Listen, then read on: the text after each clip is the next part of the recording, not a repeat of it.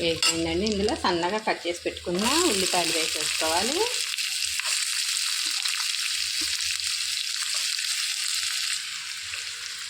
సిమ్లో పెట్టుకొని వేయించుకోవాలండి.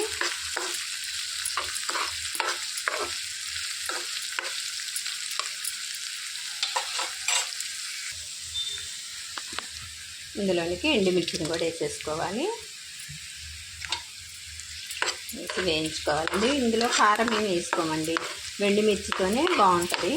ఎండుమిర్చిని కొంచెం ఎక్కువ వేసుకోవాలి. పచ్చిమిర్చి కూడా అక్కర్లేదండి. ఇంకా పచ్చిమిర్చి వేసిన, కారం వేసిన దాంట్లో ఒరిజినల్ రుచి, ఒరిజినల్ ఫ్లేవర్ అంతా పోయిద్దండి. ఈ ఎండుమిర్చితోనే చాలా బాగుండిద్ది. ఇందులోనికి రుచికి సరిపడా ఉప్పు కూడా వేసేసుకొని వేయించుకోవాలండి. ఉప్పు వేసుకున్నాక ఉల్లిపాయలు అనేవి